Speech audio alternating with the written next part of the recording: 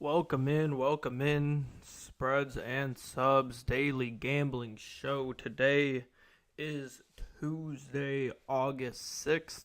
We are back today after a great day yesterday to give you 10 more MLB bets, cutting it down to my 3 best bets at the end of the show. Before we get into how we did yesterday and give you my picks for today, though, a couple quick shout outs. First one to the Hashmark Sports Store. You can click the link in the description right now and pre-order a Hashmark Golf Polo. When you do that pre-order, you get 38% off. It's great quality. You can be able to use it for the rest of this golf season, and if you live in a nice area, then you get to use it for forever, I guess. But I don't know, being a Midwest born and raised kid, I can't imagine how it is to be able to just golf in December. That's crazy. But regardless, if you're in a nice area, go ahead and get you that 38% off for the golf polo. Use it all year round. Also, quick shout out to Bet Openly for sponsoring the show. Sign up with Bet Openly and deposit at least $50. DM me on Twitter at JReidNBA. That's JREIDNBA on Twitter. And I'll be able to enter you into a giveaway for some cash. Shout out to Bet Openly for the best odds in the game. All right.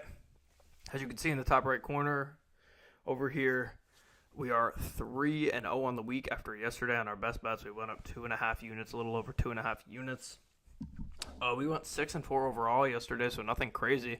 But our 3 best bets being both those Dodgers bets, them to win and the over, as well as the Diamondbacks Guardians over, all 3 hit. So we will move on to our bets for today. The split today is 4 money line picks, 6 over-under picks. And we will start here with the Guardians. Jesus, tough. Come on, lighting. All right. Oh, my God, bro. That's crazy. Come on. Focus up. Focus up. Crazy. We'll see if it focuses itself now. I don't know. Okay, I guess we're good. Regardless, Guardians money line minus 113. Guardians are a dominant 35-18 team at home. I do not think they will lose this series before Game 3 at home against the D-backs. Lively is on the mound for the Guardians. He's been solid, 3.42 ERA for them. Eduardo Rodriguez making his first start of the year. Hard to know what to expect from him because he hasn't played all year, but I can't expect him to go in there and be dominant without playing. Cleveland is 8th in OPS versus left-handed pitching, so I feel like they're going to be able to hit him well regardless of how he is coming back from injury. I want to see, did he do a let's see, I want to see if he did a rehab stint. I got to imagine he did. Maybe not, though. Let's see. Eduardo Rodriguez, 2023 stats. Let's see. No, did Eduardo Rodriguez not do a single rehab start this year? Ah, okay, well, Jesus, bro.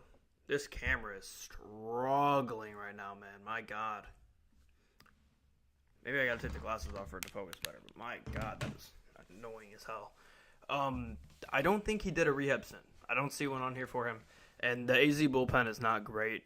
Even if Rodriguez does have a good start, I don't think he's going to go very long here in his first start. So give me the Guardians money line minus 113. Next one here, Giants money line minus 118. Gore is on the mound for Washington. He's been bad, 6.36 ERA in the past 2 months. Giants are 5th in batting average and OPS versus left-handed pitching. Gore is, of course, a left-handed pitcher. Birdsong on the mound for the Giants. He has been phenomenal early in his career, 3-0 with a sub-3 ERA in his 6 starts this year. Giants are trending in the right direction at 8-2 in their last 10, and Nats are 4-9 in their last 13. So give me the Giants money line at minus 118. All right, next one here we have. All right, come on. Astros money line minus 115.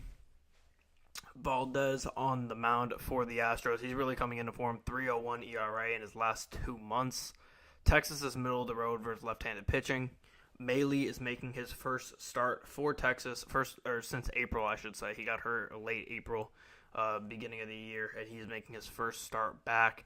Astros hit the ball pretty well But this is a tough matchup for Maley's first start in a long time, having to go against an Astros team that has a loaded lineup. Rangers are 3-6 in their last 9, and they're just not playing a good ball. So give me the Astros money line here. My last money line play of the day before we move on to total, we have Twins money line -108 against the Cubs. Shota Imanaga is on the mound for the Cubs. He is a left-handed pitcher with a 5.02 ERA in his last 11 starts. Twins do hit left-handed pitching very well. They're third in batting average, 7th in OPS versus left-handed pitching. Pablo Lopez is on the mound for the Twins. He has a sub-4 ERA in July, so he's been pretty solid and steady for them. Twins have won 5 straight and 8 of their last 11 games, so give me the Twins to beat the Cubs here. Next one here, staying in this game. This is the lowest over-under I think I've ever seen. It was at 5.5 last night. It's at 6 flat now at -115. I'm going to take it. I'm not going to put in my best bets, but the fact that this over-under was so low, I just felt like I had to give a play on it. Shota has not been that good, and the Twins smack lefties, so it's hard for me to believe that this isn't going to hit. Pablo's solid, but like I said, it's not like he's been dominant. He just has like a 3.9 ERA. This over 6 is 11-4 in the last 15 Twins games and hit 10 of the last 11 Cubs games. So I think it's a pretty safe bet, but it's very, very odd to me how low that is. Next one here we have Phillies-Dodgers over 8.5 at +100. 2 left-handed pitchers on the mound and 2 of the best teams against left-handed pitching. Dodgers are 4th in batting average and 2nd in OPS versus left-handed pitching, and the Phillies are 2nd in batting average and 1st in OPS versus left-handed pitching. Kershaw is making his third start of the year, 5.87 ERA in his first 2 starts this year. Sanchez is on the mound for Philly. He's at a 6.59 ERA in July. This is 7-4 in the last 11. See, the problem is it was at over 8, and I loved it at over 8. It was going to be a guaranteed best bet for me at over 8. The record changes a little bit when it moves up to 8.5, as it has overnight. At 8, it was 7-2-2 in the last 11 Dodgers games and 6-3-2 in the last 11 Phillies games. When you move it to 8.5, that becomes 7-4 in the last 11 Dodgers games and 6-5 in the last 11 Phillies games. For that reason, even though both of those are positive, I'm not going to take it because it's just not strong enough of a trend. But at +100, I think it's a solid value bet for Dodgers-Phillies. Next one here, we have the Padres-Pirates under 8 at -105. Falter is on the mound for the Bucks. He's been solid all year, sub-4 ERA. Padres do not hit left-handed pitching too well. They're in the 20s in most stats against left-handed pitching. Cease is on the mound for the Padres. He's a strikeout leader, and he has had a 2.35 ERA last month. He's coming into full form now for the Padres. This is 10-8 in the last 18 Padres games and 7-5-2 in the last 14 Pirates games. Give me the under in this one at under 8. Next one here, Angels-Yankees over 8.5 at -121. Gill is on the mound for the Yankees. He's been good overall, but a 4.74 ERA in his last 2 months. Daniels on the mound for the Angels. He has a near 5 ERA in just his 4 starts he's had so far this year. He's been in and out of the rotation. Yankees bats are really starting to heat up. This over 8.5 is 12-2 in the last 14 Yankees games, including 9 straight before the last game they just played 2 days ago. So give me the over 8.5 here in Angels-Yankees. Second to last one here, give me the White Sox A's over 8. Stripling is on the mound for the A's, 6.33 ERA in the past 2 months. He just has been really, really bad. Cannon's on the mound for the White Sox. He's been a solid young piece for the team, but he's by no means a dominant pitcher. Both pitchers are definitely hittable. This over 8, 7-2-1 in the last 10 Sox games, and it's 12-6-1 the last 19 A's games. So give me the over 8 here. And then my last pick of the day before we get into best bets, give me the Orioles Blue Jays over 8.5 at -108. This is 6-4 in the 10 games between these teams.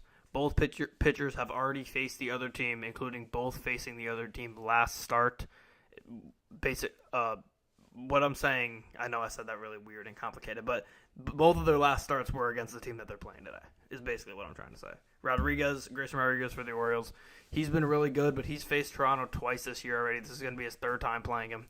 He has a 4.11 ERA in the past 2 months, so he's not been as good as you would think when you hear his name. He has higher name recognition, but he's still been pretty solid for them. Bassett, on the other hand, has not been good for Toronto.